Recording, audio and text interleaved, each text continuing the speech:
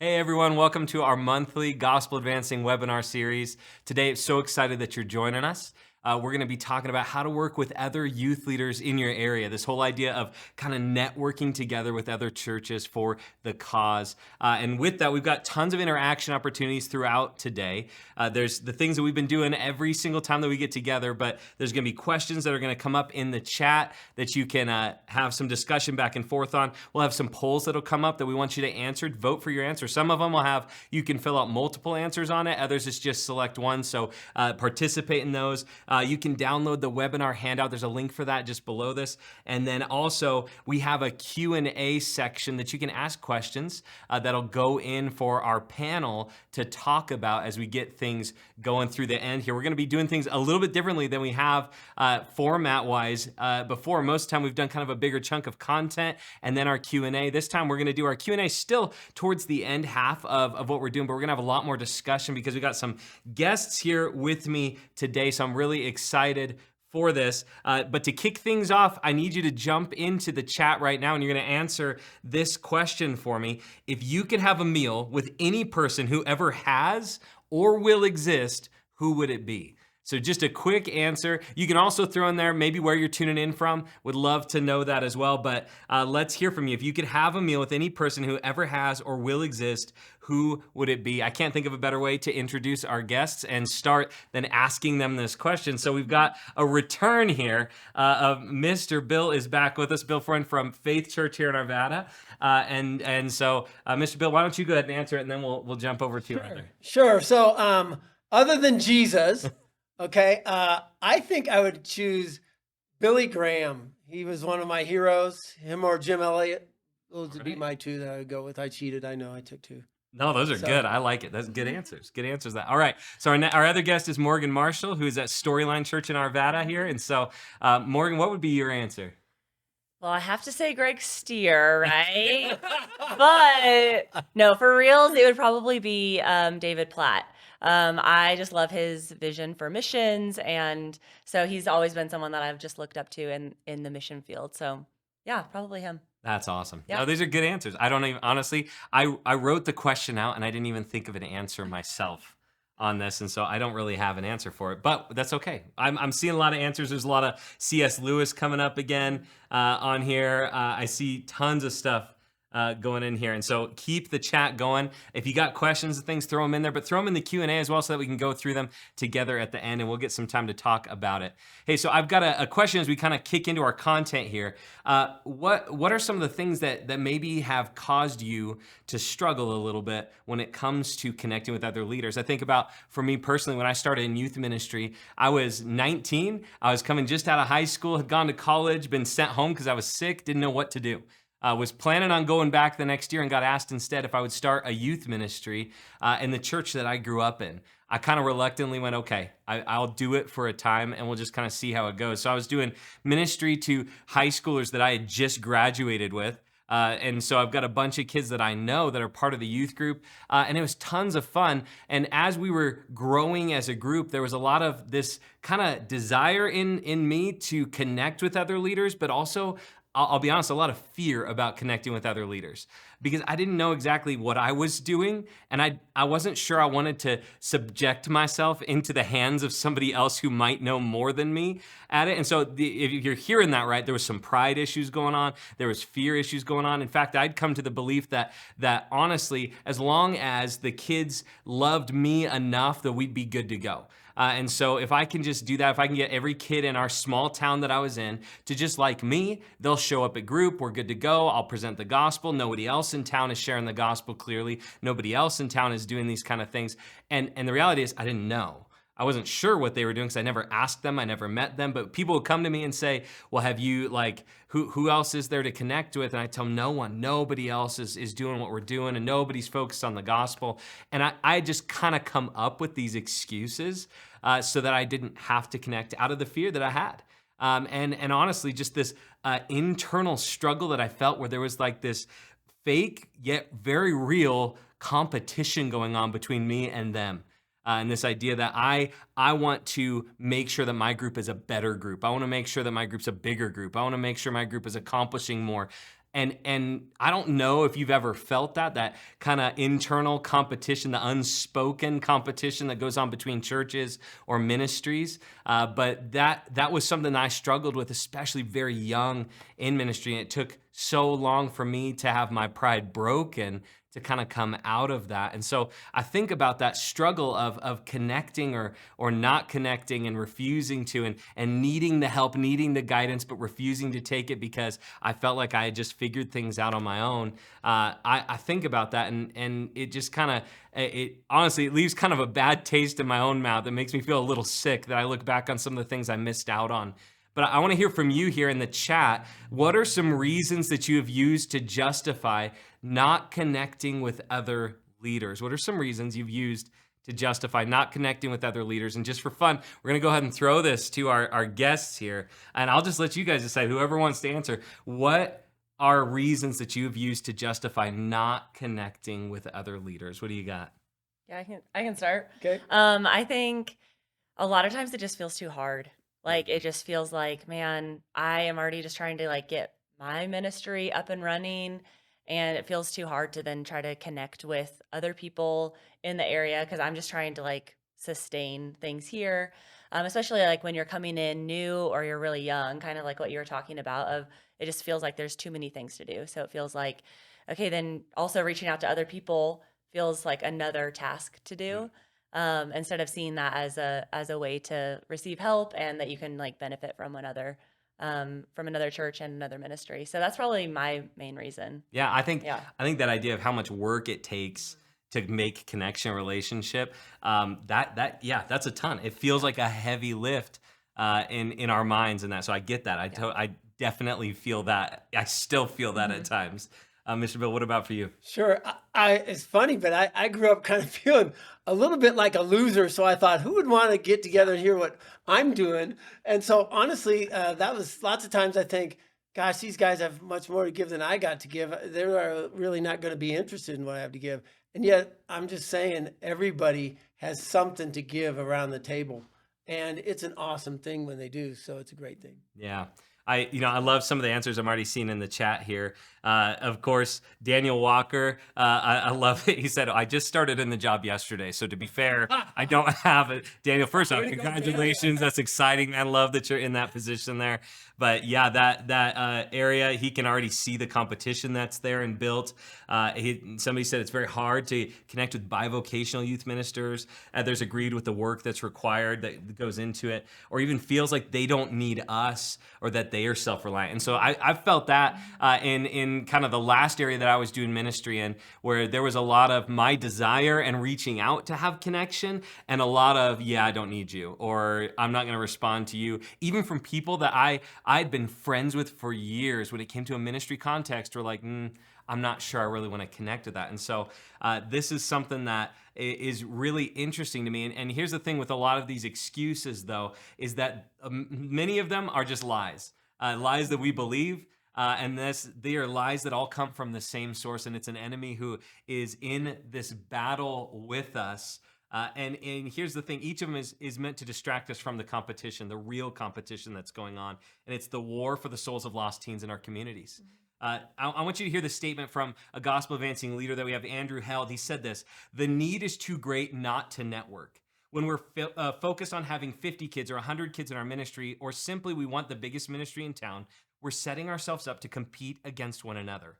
When we shift our focus to reaching every teenager in our community and stealing kids from the largest youth group in town, Satan's, then we can't help but work together. I love this statement because it's such truth that's there. Is if my focus is only on my ministry and mine being the best or the biggest, I will do everything I can to destroy them in without ever having to destroy them. You know what I mean? Where it's this idea of even telling my students, I've been in groups like this where I come in and students are telling me, well, we can't work with that church or we can't go. And I'm following youth pastors that have straight up told them, if your friend's going to that church, they're not saved because they didn't want to work with us on this idea or project, and destroying the image of these other churches and the value that they hold in our community because they didn't want to work with us on a certain project. And so I think about what happens when we get focused on our initiatives and our things instead of the mission instead of what we're actually called into, instead of reaching every teen in our community. When we can have that focus,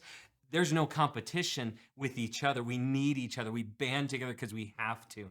And so for a lot of us that it's like, I can't get other people on board with it. A lot of times it's casting that vision and that focus of, hey, what are you doing to help reach these lost teens in our community? Not what are you doing to do this? I remember telling so many leaders, they were so afraid that I was going to come in and steal their students. And I'd say, I don't ever want to see your students. I just want to see you, because it's not about your students. I don't need your students. There's 80% of these 3,000 plus students in our area are unreached. They're not going anywhere. Why would I come steal your students when there's so many that need to be reached? And that opened the door a ton, because people were going, oh, so you're not in a competition with me. But we have to break down that wall sometimes. So remember, it's time for us to get over the insecurities that we have, or the excuses that we have, and to focus back on the mission. Not our mission, though, Jesus's mission. Matthew 9:35-38, it says, Jesus went through all the towns and villages, teaching in their synagogues, proclaiming the good news of the kingdom, and healing every disease and sickness. When he saw the crowds, he had compassion on them, because they were harassed and helpless, like sheep without a shepherd. Then he said to his disciples, the harvest is plentiful, but the workers are few. Ask the Lord of the harvest, therefore, to send out workers into his harvest field. And I want you to see the heart and the call of Jesus here. It's just what we see in Luke 19:10, where he says he clearly came to seek and save that which was lost. His heart and focus in the midst of this is he doesn't look at them and see the inconvenience of a group of people in need coming to him. He doesn't look at it and say, okay, this is going to be a lot of work and we're going to need a lot of people to do it. He doesn't look and say, wow, look at all the followers that I have. He looks at this and he sees they're lost and helpless and broken and hurting. And he looks to his disciples and says, we need more workers. Now, you could do what we all typically do within our ministries, and we say, okay, God, I need more workers within my ministry. And so we pray for God to raise up leaders. And I'm not saying you don't need leaders within your ministry. We do. We need adult and student leaders to step up and to be part of this. But have you ever thought about thinking beyond your group? Remember the size of the harvest field. When we think of the global youth population, this is over 1 billion teens worldwide. I want you to think about that and then start taking it into your context. Here in the United States, we have just over 30 million teenagers. And then I think about, as we've got two guests here from Arvada, I think of Arvada here having 14,000 students here in Arvada. And Morgan, I'm actually going to throw this to you here. Why don't you tell us a little bit about what it was like to kind of come to that realization of the number of students here in Arvada? Yeah. So Mr. Bill and I are both in Arvada, and I got here about 3 years ago or so, and we started out just kind of asking our teens like what schools they go to, getting all the numbers of those students. And then we had a map of Arvada and we started pinning each of those schools. And the first year we just like chose 10 schools and we're like, this is the main 10. And every week we would have students coming up and saying, my school isn't on there. My school isn't on there. So we ended up adding more and more schools until we got the schools in Arvada that are represented in our church and in our city. And when we added up the total number of all of the students that go to each of those schools, it was 14,000 students, which first feels like really overwhelming, especially doing it on your own, which is why we're talking about networking. But it also is, I think, just helpful to give our students that picture of, hey, these are your friends. Like you are in class with these students that do not know Jesus, and I cannot reach 14,000, but you can reach the 100 that are at your school, or the 1,000 that are at your school, or the 200 that are in your grade, or the 30 on your team, helping them see that. And so what's really cool then, extra special about 14,000 being in Colorado, is all the mountains and how there's big mountains here that are called 14ers. And so when we think about the mountains and we look to the mountains every day, one of the things that we kind of encourage our leaders and staff even just to think about is like praying for the 14,000 students in Arvada that do not know Jesus.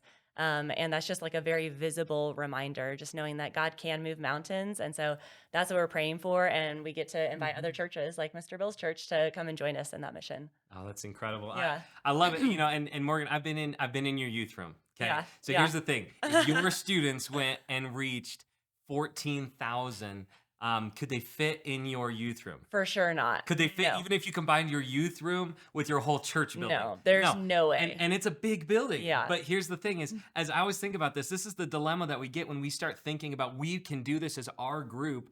We get in this dilemma of, okay, but if we do, how are we going to fit them all in our building? Or do something that ministers to them? How are we going to disciple them if they come to Christ? Like, how many people do we need to have trained and ready to go for that? And suddenly we have to realize it can't just be one group. It can't just be my group. I need other leaders. And so when I think about these leaders, I don't just need any leaders that are willing there. We're not looking for just warm bodies that are going to stand in the corner of the room and kind of make sure kids stay in line and things. I think about leaders that are about the mission and leaders that are not just in my group, but in groups all over my community that are ready to go with this. And so we call them gospel advancing leaders. That's a leader who shares the gospel personally and mobilizes teens to do the same. And so this, first off, I'm just going to give you this call. If you're on this webinar, you've never been part of this community of gospel advancing leaders, I want to invite you to join in with that. And you can, there's a lot of different ways. There'll be different stuff that we can put up for you, or maybe a link that'll come in the chat that'll just give you a link to sign up as a gospel advancing leader so we can connect with you through this and get you involved in this community of leaders. But then we got to take it a step further, because it's not just about that one leader, it's about leaders uniting together for the sake of every teen in their community. So I think of gospel advancing leaders coming together in a group, and we call it a gospel advancing network, which is a group of youth leaders working together to mobilize their students to reach every teen in their community. It makes total sense. You look at the definitions and it's very simple. And yet at the same time, it's such, as we've all learned, a very complicated thing to get going a lot of times, because it just feels like there's a lot of work that goes into it. There's all these reasons. I saw somebody's chat comment on here saying, what about these churches that they have leaders who have to go through a whole series of questions with their own board before they can connect with another church, and it has to pass through all these layers. And I understand there's tons of different ways in that. And one of the things that we have to look at is, how do we structure this in the right way so that it's an easier sell when we want to connect? Because sometimes we do go through a lot of red tape in order to make this happen, or there's a lot of issues that come up with it. But I think about this idea of a network here, and the importance of it. We're going to get into some of that structure here. But in Matthew 4:19, Jesus gives this call to his disciples, and he says, "Come follow me," Jesus said, "and I will send you out to fish for people." And this is the visual that I want you to have, is at this time where Jesus is saying this, there's a way of fishing where they take these nets out, and these are shore nets, not the ones that they're doing from a boat, though they do similar things with this. But they would go out with these shore nets, and they would walk in a line holding different sections of the net. And they would walk out in this huge loop, and everyone had to keep their part up in order to catch the fish within it and pull them onto the shore. If somebody dropped their part of the net, all the fish would escape out of that spot. And so I think about it, this idea of a network working the net together. And look at your community right now. What are the areas where you have no one holding up the net that students are able to slip right out and never even come in contact with the gospel?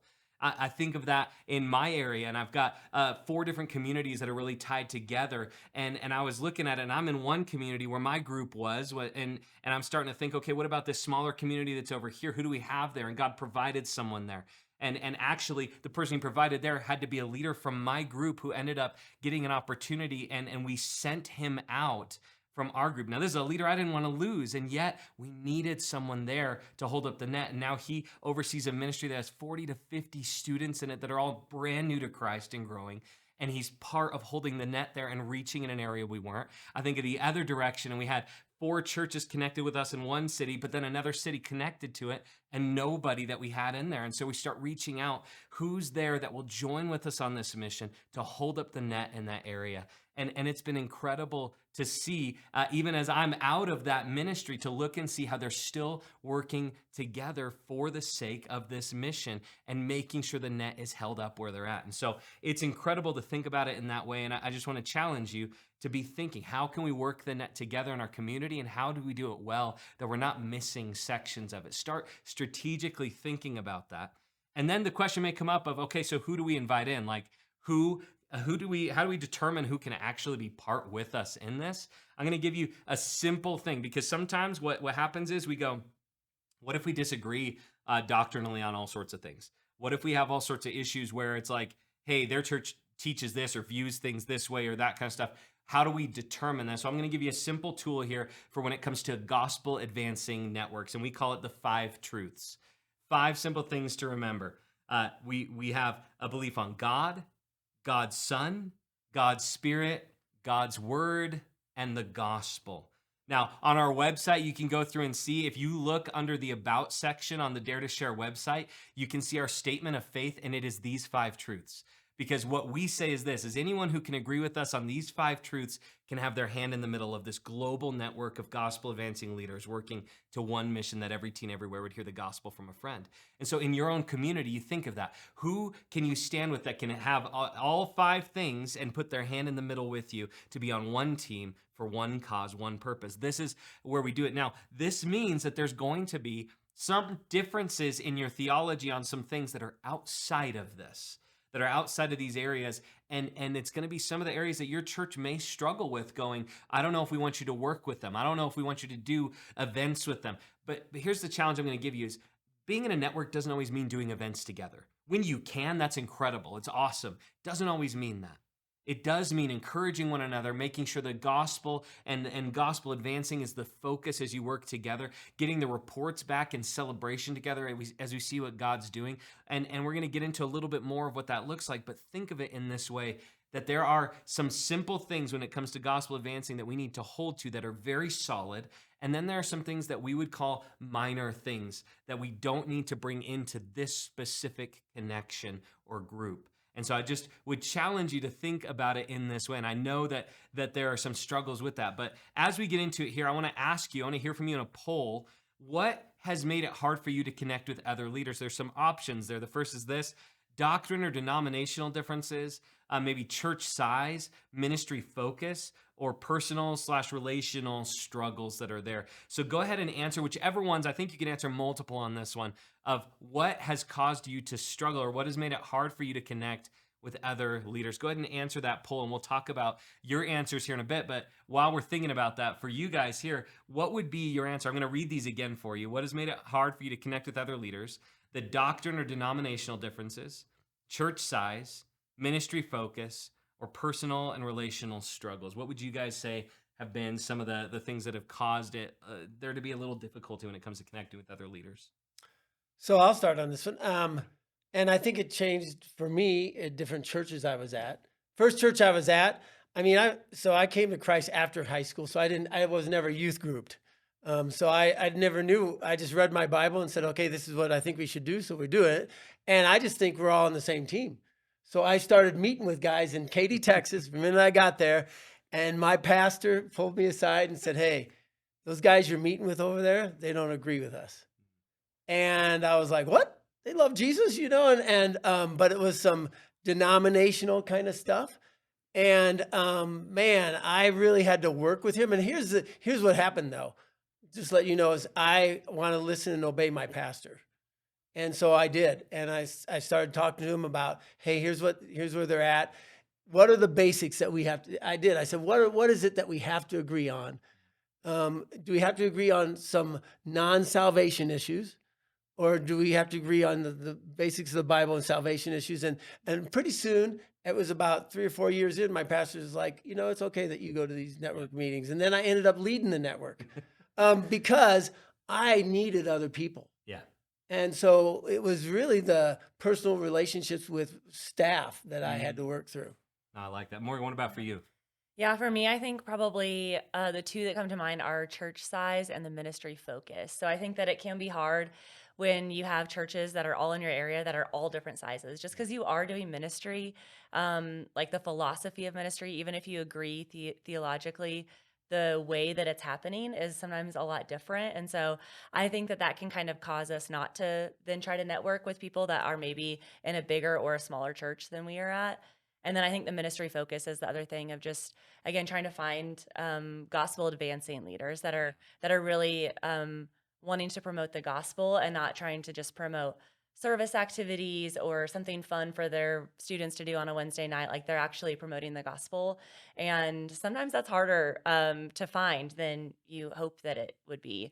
And so just being able to find people that are actually like-minded on the gospel in student ministry and not just games or pizza, which we all love, I think is the other harder part for me sometimes. No, absolutely. It kind of goes back to that initial conversation we were having where it's looking at the idea of a ministry focus is based upon what my values are in. And so what I find valuable, what I think is success in ministry is what I will focus on and do everything to make that happen. And so if our focus is on making sure I have the biggest youth group in town or making sure that I'm more successful than the last guy that was in my position, then things are going to look differently, and then I'm going to value different stuff and I'm going to do different things. But when my focus is truly on, I want to see teens know Christ, grow in Christ, make him known. I want to see every teen in my community hear the gospel. It changes what I do and it changes our programming. I've been through it where you see somebody go from one end of that spectrum to the other and have to completely like rebuild their whole ministry out of it, only for it to come back so much stronger and healthier. And then the connections that build out of that is just incredible. And I think about it, you talked about church size being one, and I'll give you guys a hint here. Church size was actually the smallest answered thing on this poll that we have here. But here's the thing with church size is it's one that I've seen, and I've seen it significantly more from larger churches saying that church size is their difficulty with connecting. And I do understand it because sometimes when you're talking about, well, what am I going to benefit and gain from this?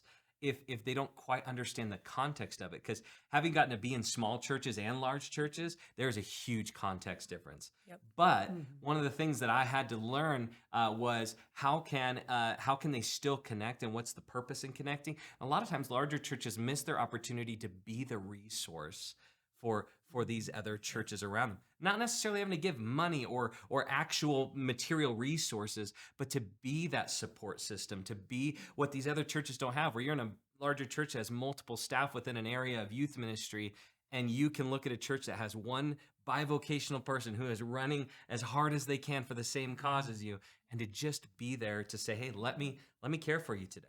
Hey, let's just have a coffee and just let you talk about it so I can be with you in this. And so there's huge opportunities there for those networking. And I want to give you kind of our strategy that we have for gospel advancing networks to get together, because we've got 6 specific things that gospel advancing networks do. And so we're just going to kind of walk through this here quickly and then be able to kind of discuss. But I want to give you a reminder here. Be sure to throw your questions into the Q&A section on here so that we can have some questions to answer here at the end, and you can hear from our panel here that are living this out, which I love that we get some living examples of networking going on and building here in our area that you guys can ask some questions of here, and we'd love to answer that. So our networking strategy, as I said, is 6 things that they do. The first is this: they meet. They actually get together and do things together. Now, sometimes I'm in situations where people can't always meet in person because the distance is just really far. Sometimes we've got regional networks or even country or continent-wide networks. And these are incredible. They have huge value, but it means you can't always get together in person. And so it's okay to use the tools that we have available to us, just like we're doing right now and doing a digital get-together to talk about this. Utilize the tools that you have to get together. But if you can get together in person, do it. And here's the real key: no matter which way you get together, it's got to be regular. You have to do it consistently and regularly. Even if you're saying, hey, well, this next month, we're going to have a few of them that aren't going to be able to make it. That doesn't mean just cancel. I'm saying look at it and see what you can do to actually still get together, because that meeting together is a very important piece of this. The next thing that we do is we pray. We pray together. Intercessory prayer. It's praying for the lost to be saved and the saved to be sent.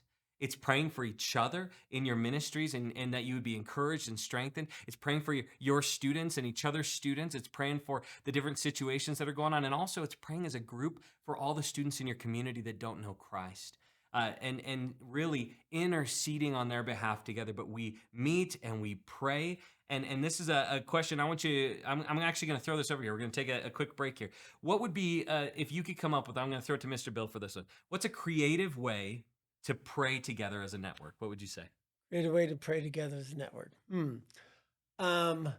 Certainly, if you can't make the meeting with the network, you could always have a computer going up there and have them involved in that as well. But one of the things we've done in the past is you write down your prayer requests on a card, and we pray for each other, but then somebody takes that home, and that's who they're praying for that whole month before you meet the next time. Love that. It's like giving you a monthly prayer partner Yep. kind of piece in that. Somebody that's definitely going to be lifting you up. That's huge. That's a great, great way to do that. There's tons of ways that this can be done. The next thing, so we meet, we pray. The third is we share. Now, this is where we do what we call taking five for the cause, where we slow down and share what God has been doing in our ministries, so that it's encouraging to the others in there, and we share what's happened since the last time that we met.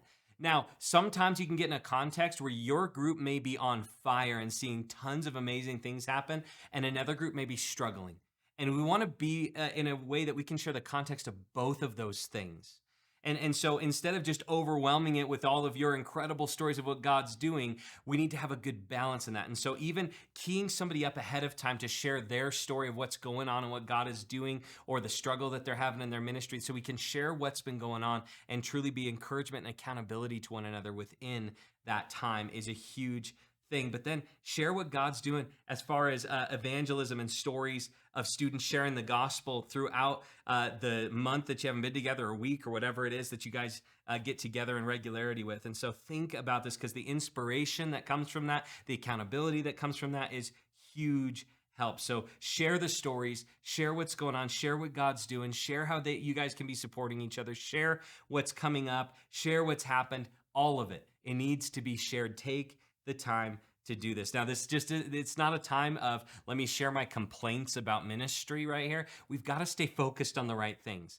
Too often I've been in network meetings where it's just everybody kind of ranting and venting about their frustrations in ministry, or venting about the kids that have bounced from your group to my group to this group. Like, that's not what it's about. This time of sharing needs to be focused on the right things. Maybe it's, hey, I've noticed this happening in our community. Has anybody else noticed this? And what do you think we can do about it to help in this area? Those kind of sharing things. It's sharing stuff that keeps us on mission and on focus of where we need to be. The next thing that we do is this: we learn.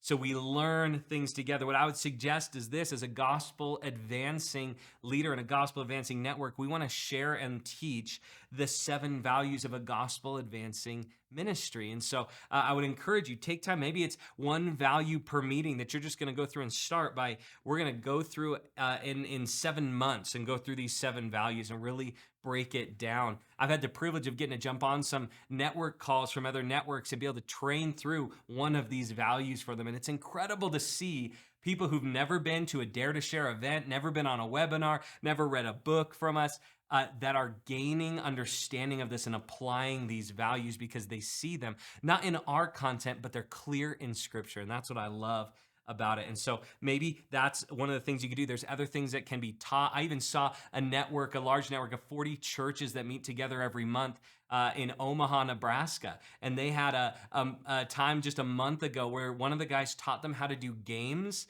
in a way that makes them have value to your programming. And I'm like, that's a great thing to learn. And if you do games, to be able to know, how do I not just do time filler games, but stuff that adds value to the rest of the programming and continues to point students towards Jesus. So that was such a cool thing to see. Tons of different things that can be taught and learned in there. And you just got to look at your context and what's needed within that. The 5th thing that we do is we dream together. This is where we're not just sitting back and going, oh, what would it be like if? It's looking and saying, what does God want to do? It's really less dreaming and more seeking His will and where He's moving and chasing after. And we strategically plan. We build out what we call strategic action plans that get us focused on what it is that we feel God is calling us to, the bold vision for our network, and then what we're going to do to see this accomplished with God moving in these ways. We develop out what is our cause turf as a network. What's the area that we're going to focus on to reach? And does that need to be expanded? Does that fit when we're with just our city, or is it reach outside of that? And so thinking about what God is calling you to, this is where we dream. And then the last one, number 6, is we do. We actually do things together, whether that's events, or maybe it's just having something that's like you as leaders are going to get together. Maybe you're doing a volunteer appreciation banquet. and you work together with another church in your network to do it for both your volunteers. Maybe your church has a better facility for this and you can offer to work with it, whatever it is. I think of when COVID first hit, my church was trying to build connection with other churches a lot in our area. And the one resource that we had a lot of was we have a great media team that was doing a lot of live streaming ahead of this and all these things that was kind of lacking in our area. And so when people weren't allowed to meet in person, they hit this point of going, what do we do? And in desperation, some of them reaching out to us going, hey, we need help with this. And we had the opportunity to go and set up even our own equipment and lend it to other churches so that they could continue to meet, continue to have church, even when they weren't allowed to be in the building together for a time. And so I think about some of the different opportunities that come up of ways that we can do stuff together. One of those, every month we do a thing called Go Share Day. The last Saturday of every month, there's groups all over the world that get together to go out and share the gospel. And this is something that you can do with others in your area. Another thing coming up on November 11th, we have Dare to Share Live, which is a global day of youth evangelism happening all over the world. And when I say all over the world, I mean this. As of right now, this moment where we're filming this and broadcasting this, we've got over 1,000 sites registered in over 60 countries around the world. And that number is climbing every single day and getting, the climb is getting faster and faster. But one of the things I love about this is that we've got, actually, before I ask this question here of our guests, I'm going to throw this poll up here. So here's the poll. I want to hear from you on these 6 things. In your experience of these 6 things, which one of these is typically not included in most network meetings? I'd love to hear your thought on that, of which one you think does not get included in most network meetings or gatherings or the ways that they function. And as we're thinking about that, I'll bring back Dare to Share Live, this idea of that, because that's kind of what's really built some good connection lately and is helping launch something kind of brand new here in Arvada again.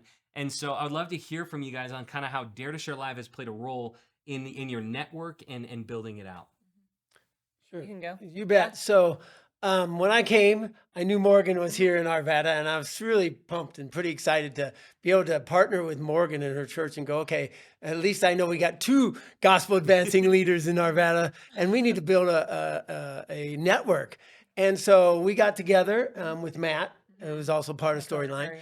And we just started praying, hey, who are the other leaders in the area we could start reaching out to? So I just started taking some initiative, going, okay, I had lunch with Ben, and then I had lunch with Casey, and I had lunch with Brian. I started meeting with these other youth leaders, saying, hey, and they were all like, we want to be a part of this, of a network. And so we started to say, okay, when school starts, because that was towards the end of the semester here. When school starts, we need to start a network up because summer is crazy. Don't do it in the summer. So anyway, and so we started doing that, but we also felt God calling us to do Dare to Share Live. So we had met with Dare to Share Live, the 3 of us, us and Revive and Storyline and Faith. And then we said, okay, when we started having that meeting and we were talking about networking, then we've seen other churches start jumping on and say, we want to be a part of that too. And it's about relationships, this whole networking stuff, man. We always say people don't care how much you know until they know how much you care. It goes with youth leaders too. Yeah. And just building those relationships, having lunch with these people and doing all that, and then just saying, hey, we're going to launch. And so our launch is on the 30th of this month. We're going to have our first network meeting.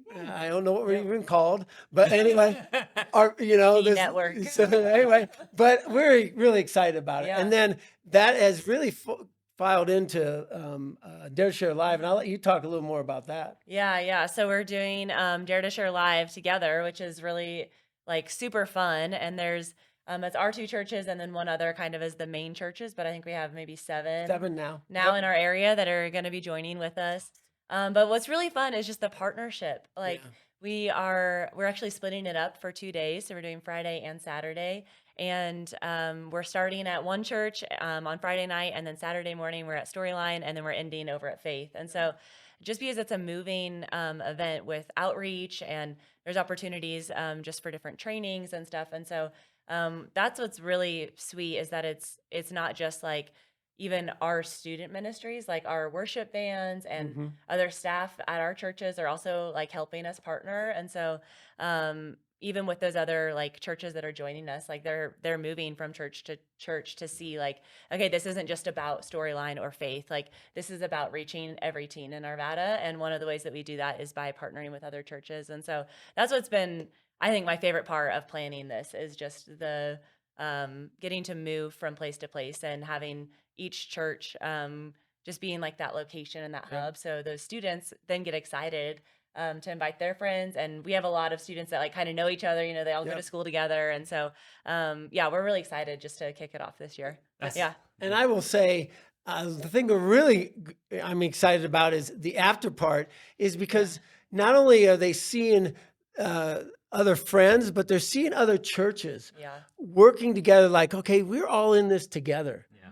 and that is huge for students. Yes. Yeah. And so that I just can't wait to see what God's going to do, not only on Dare to Share Live Day, but afterwards as well. Yeah, I think about this. It's just incredible what you guys are doing together for that weekend to kind of make it something that shows students not only that there is unity, but the need for it, and how it connects them together in that as well. Where they're starting to, at school, they may know other Christians, but not know where they're going, not know if they're involved in this, and imagine what that's going to be like the next day at school when they walk in. They're like, "You're from that church, but you were at Dare to Share Live, and we were doing this together." What an incredible opportunity. I'm excited. Well, I'm excited. And I would say the church sizes of all 7 that are all over the place. Yeah, Yeah. all over. It's That's not true. like this is all big churches or all small churches. They're all over the place.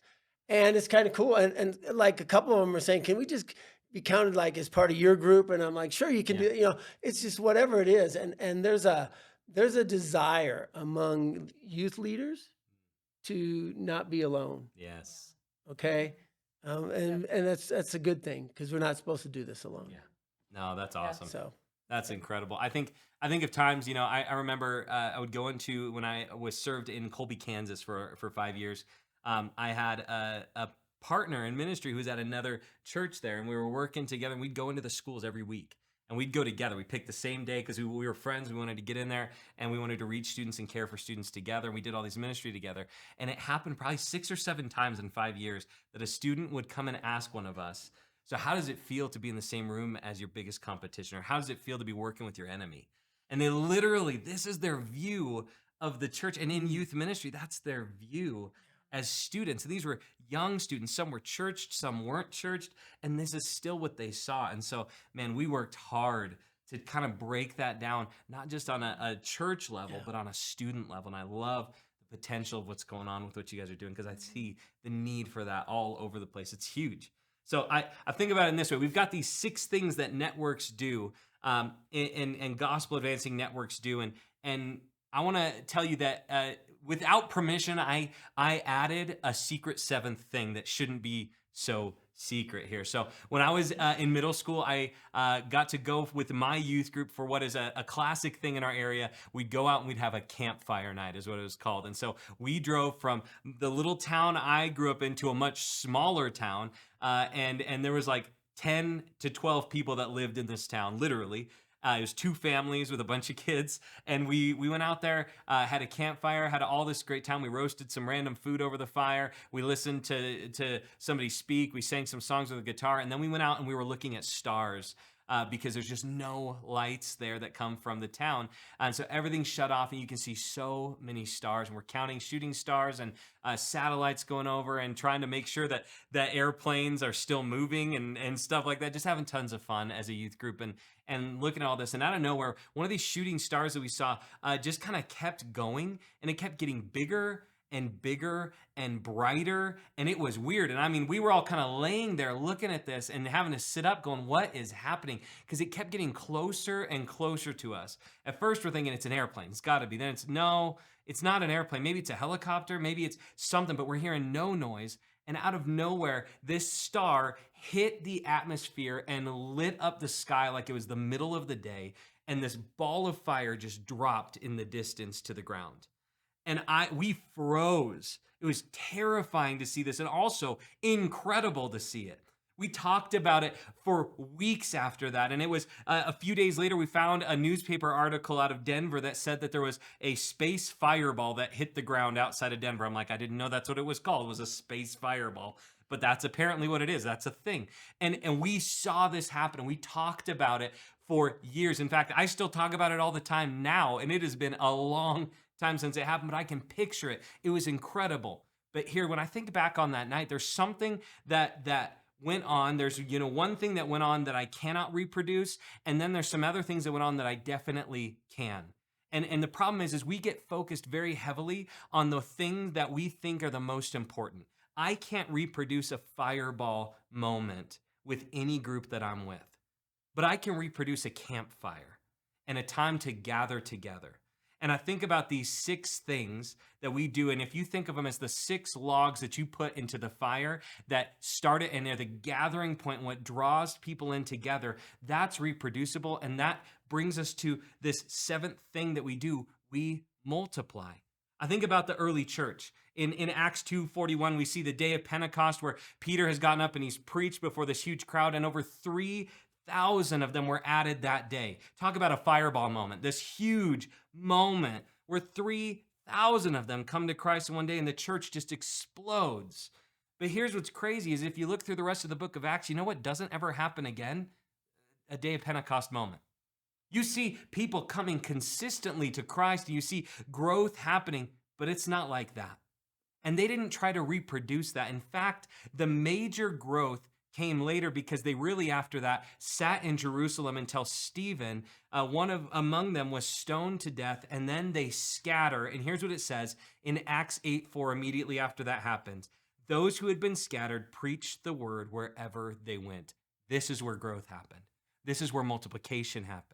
And I think about networks. If we can stop focusing on, if we could just have that one big event, if we can just have this one thing go on that would just cause this all to happen, and start focusing on what can we do together, and then what can we do to multiply this network to the next community over that needs one. What can we do to start reaching around to others around us that need it? Maybe you've got a network that's established and solid, but just a county over there is a group of leaders that are struggling to connect together, but you could bring in a structure that helps them do that. And so I want to encourage you that true gospel advancing networks do these 6 things and then also multiply.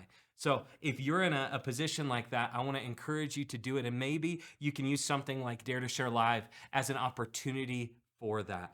Maybe Dare to Share Live coming up on November 11th is your opportunity to begin that process. And maybe instead of hosting it at your church in your area, maybe you need to send some of your leaders who are able to do this to another community over to help another church host it. Think of what you can do to start helping multiply the movement and reach of the gospel advancing around, that we would truly see every teen everywhere hear the gospel from a friend. That's what it's about. Because what happens very quickly is if I'm only focused on my community, but I'm gospel advancing, I won't only be focused on my community for very long, because I'll start seeing the potential of what God can do as he reaches around. And instead of me focusing just on my group or my network, my heart will start to grow for leaders around me that are in other communities that need this support and help too. So I want to encourage you, think about what your network can do to multiply into other communities around. Hey, so we're going to kind of transition from this moment here into our Q&A time and kind of wrap things up together here with our panel. And so we've got some questions from you guys, but I want to start by going back to our first poll and looking at some of the results that came up from that. So that first poll there, here's what it said. It was, what has made it hard for you to connect with other leaders? And this was a multiple choice, so you could choose many of them as you wanted to. But here's the reality. The number one answer was ministry focus. Morgan, you mentioned that the ministry focus was a big part of it. The second one was this doctrine or denominational differences. And so with these 2 things, why would you 2 say that the answers were that across the board from leaders? And these aren't just leaders here in the States, these are leaders all over the world that we're seeing this. Why would you feel that those would be the answers that they come up with?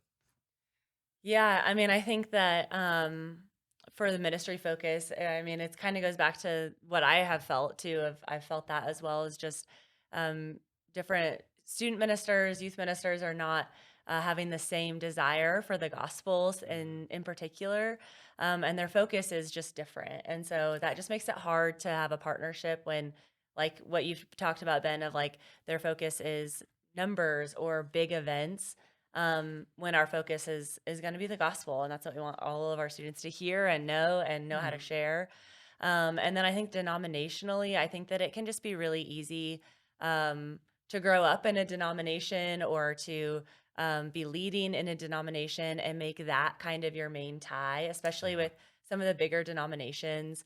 And I know there's different areas of the U.S. and in different countries where there's like maybe one prominent denomination, and so it's easier to just connect with those people instead of looking outside of those specific like rooms and seeing who are other believers and followers of Jesus that are gospel advancing that are in your city. It just feels more comfortable, I think, to stay within your denomination. Absolutely. So I don't know what you would add to that. Yeah, I would I would agree. I mean, how can two walk together unless they be agreed is what scripture says. And if your focus is just gather people and you're an entertainer and whatever, that's that's really not my heart. That's not. I really think our students deserve better. And so we want to, they go to school all day long, learn hard things. Yeah, yeah. And we're going to just take them in our ministries and play with them.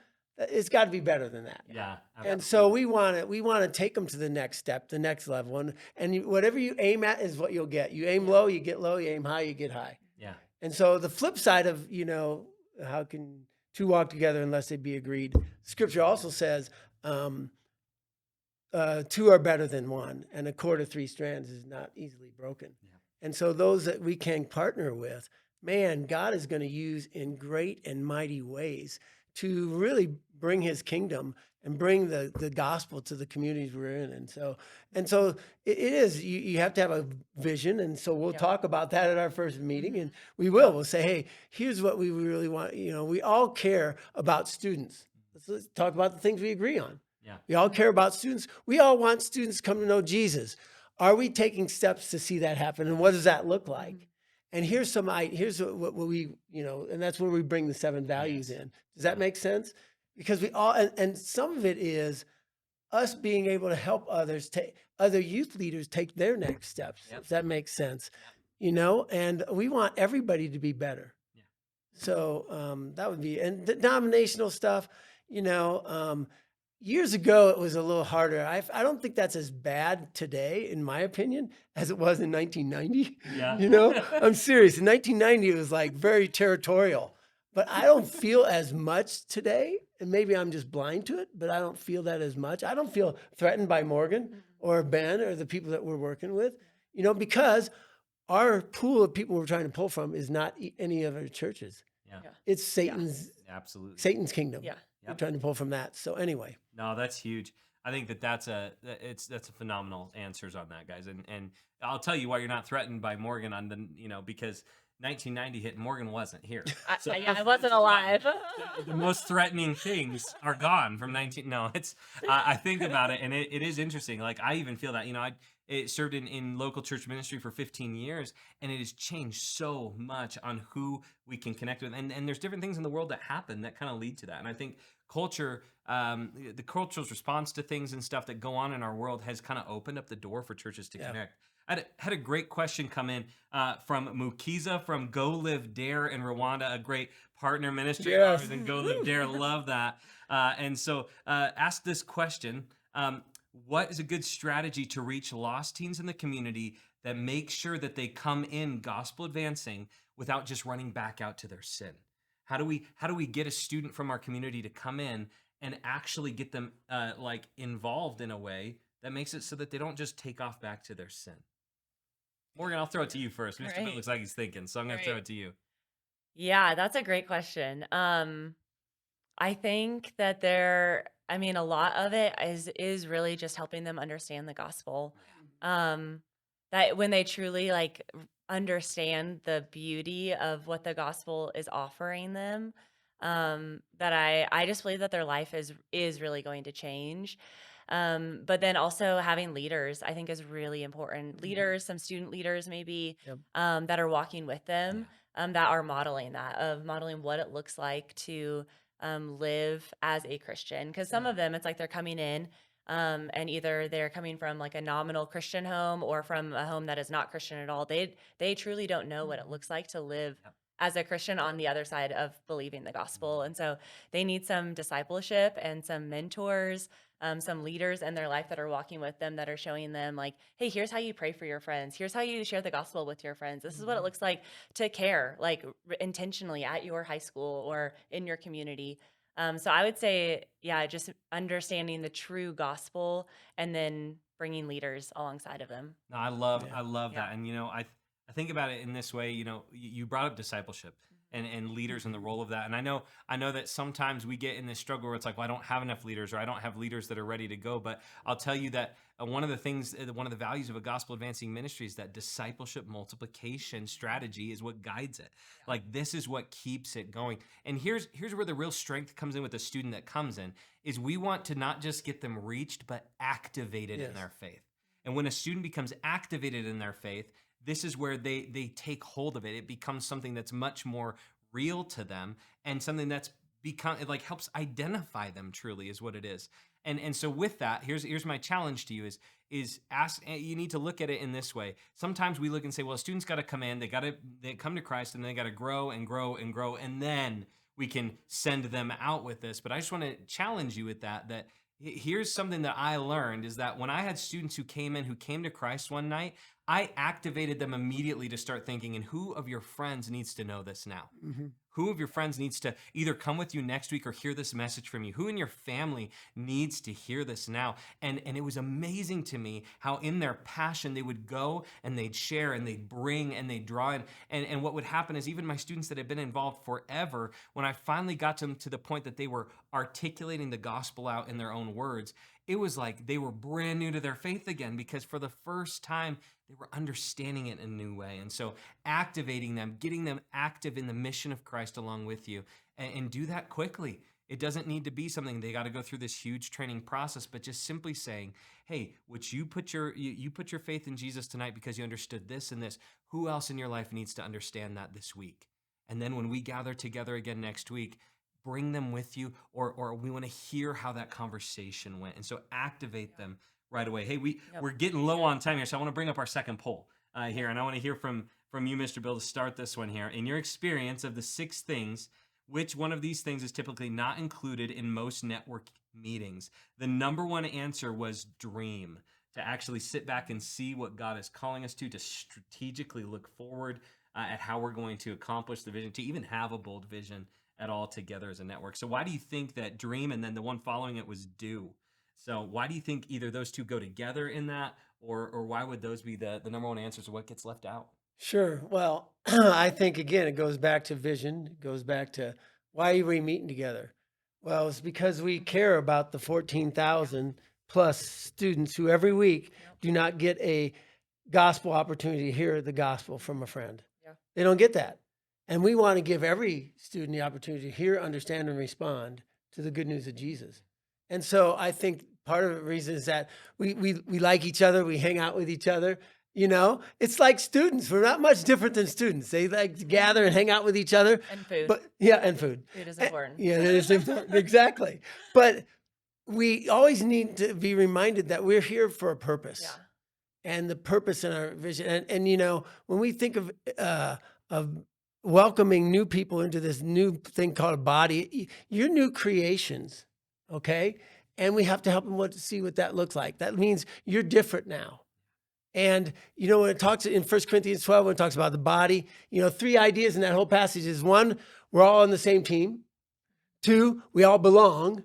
And 3, we all need each other. Yes. Okay, there's your 3-point sermon for this weekend. Anyway, but what I'm saying is, we have to help them to see this new family they're a part of. And, the student many times the student who leads them to Christ, that's the student who needs to walk with them in their walk with Christ. It may mean that student has to not hang out with their own friends as much anymore. Does that make sense? And that's hard, but I'm telling you, it's worth it.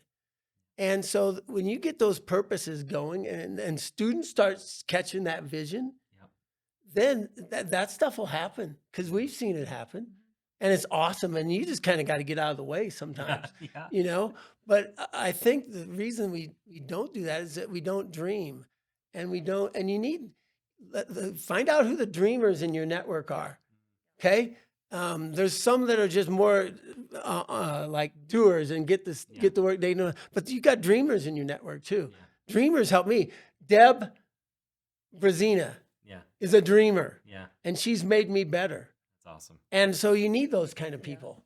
Yeah. So Oh man, I want to keep the conversation going for so long, but we're at our time here. Now, here's the thing. Some of you have been asking questions here last minute, and so I'm going to read these questions here to you, and then here's the challenge I'm going to give you is jump onto the Gospel Advancing Ministry Facebook page, and we're going to answer these questions on there.